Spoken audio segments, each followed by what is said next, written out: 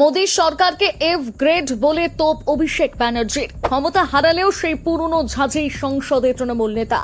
রাজ্যে কোণঠাসা করা হলেও তা যে পরোয়া করেন না বুঝিয়ে দিলেন তিনি। মোদী সরকার যুবকদের অমৃতকালের প্রতিশ্রুতি দিয়ে অ্যাংজাইটি কাল দিয়েছে। নিজেরা আগুন লাগিয়ে নিজেরাই নেভাচ্ছে। বিজেপিকে চরম কটাক্ষ অভিষেকের।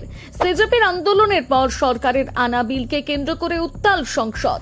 কোটি কোটি ছাত্রের স্বপ্নভঙ্গ আর মানসিক হয়রানির দায় কে নেবে? মোদী সরকারকে প্রশ্ন অভিষেকের। কিন্তু জানেন কি কোন বিলের সমর্থনে অভিষেক ব্যানার্জি এই কথা বলেছেন? পেপার লিক আটকাতে নিয়ে আসা এই বিলে ঠিক কি আছে? বিজেপি নিজেরাই আগুন লাগাচ্ছে আর এখন নিজেরাই সেই আগুন নেভাতে আছে। লোকসভায় অ্যান্টি লিক বিল নিয়ে বলতে উঠে এভাবেই কেন্দ্রকে একের পর এক তোপে বিঁধলেন তৃণমূলের লোকসভার দলনেতা অভিষেক বন্দ্যোপাধ্যায়। পরীক্ষার প্রশ্নপত্র ফাঁস নিয়ে সারা দেশে যখন তুলকালাম, তখন সংসদে সরাসরি নরেন্দ্র মোদীর সরকারকে নিশানা করলেন তিনি। বিলকে সমর্থন জানালেও মোদী সরকারের গত 10 বছরের পারফরমেন্সকে সোজা ভাষায় দিলে এফ গ্রেড অর্থাৎ সম্পূর্ণ ব্যর্থ বলে ঘোষণা করলেন অভিষেক। লোকসভায় এদিন অভিষেক বলতে উঠতেই শাসক শিবিরের সাংসদরা চেঁচামেচি শুরু করে দেন।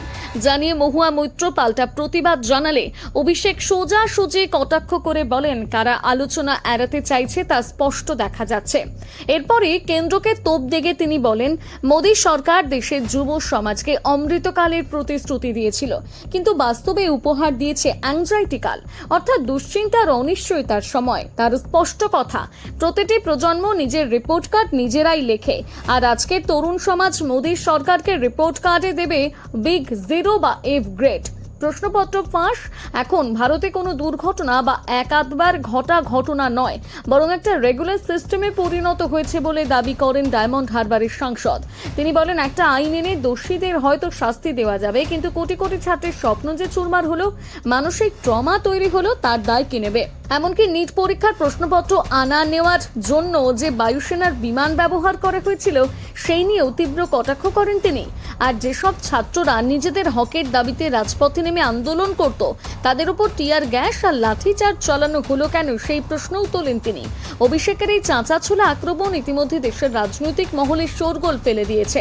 যদিও বিজেপি শিবিরের দাবি বিল পাশ করিয়ে সরকার এই জালিয়াতি রুটম্যাপ বন্ধ করেই শক্ত পদক্ষেপ নিচ্ছে, তবে অভিষেক মনে করিয়ে দেন, অন্যায়ের ভেতরের ওপর দাঁড়িয়ে কখনো দেশের ভবিষ্যৎ তৈরি হতে পারে না।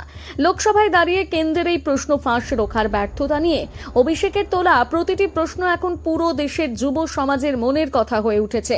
কেন্দ্র শুধু বিলে নতুন আইন আনলেই হবে না, নাকি প্রশ্ন ফাঁসের এই গ্যাংদের সত্যি মূল উৎপাদন করতে পারবে তা সময় বলবে। মোদী সরকারকে এফ গ্রেড দেওয়া এবং অ্যাংজাইটি কাল বলা নিয়ে অভিষেকের এই বক্তব্যকে আপনি কিভাবে দেখছেন? আপনার কি মনে হয় নতুন বিলে প্রশ্ন ফাঁস বন্ধ হবে? কমেন্টে আপনার মতামত দিন।